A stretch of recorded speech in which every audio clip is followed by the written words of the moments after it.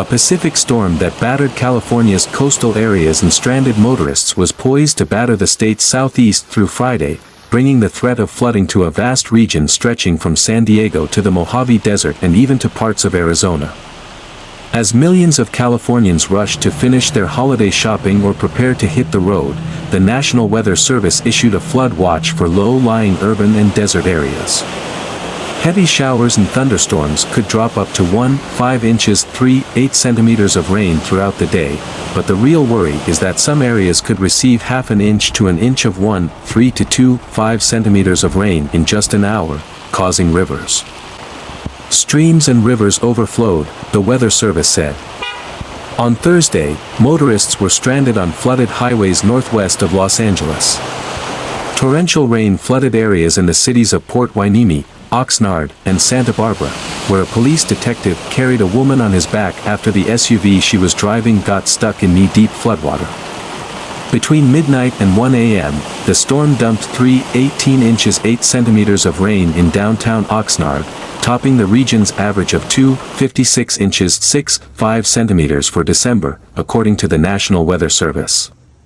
Hours later, at Heritage Coffee and Gift in downtown Oxnard, manager Carlos Larios said the storm didn't dampen their rush Thursday morning despite the gloomy skies. People still come for coffee, which is surprising, he said.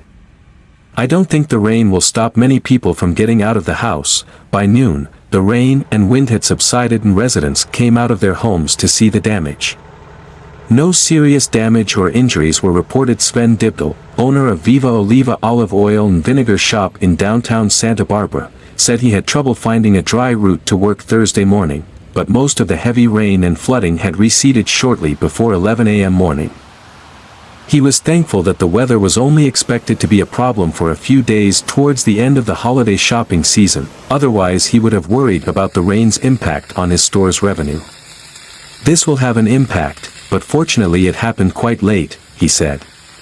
This is truly a dramatic storm, said climate scientist Daniel Swain, of the University of California, Los Angeles, in an online briefing. Specifically in Oxnard, at night there was heavy rain which according to preliminary data may be the heaviest heavy rain ever seen in that region of Southern California. The storm swept across Northern California earlier this week as the center of the low-pressure system slowly moved southward off the coast. Forecasters described it as a cut-off low, a storm that breaks off from the general west to east flow and could last for days, increasing rainfall amounts. This system produces rainfall that is advantageous compared to widespread rainfall in general.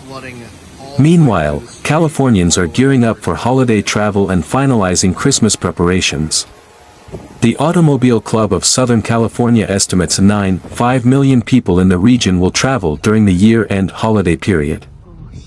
The Northeast was hit by an unexpectedly strong storm earlier this week, and parts of Maine, New Hampshire and Vermont were still digging to avoid rain and wind damage. Parts of Maine along the Androscoggin and Kennebec rivers were particularly hard hit. At least 7 people in East Coast states died as a result of the storm, with deaths reported in Pennsylvania, New York, Massachusetts and Maine.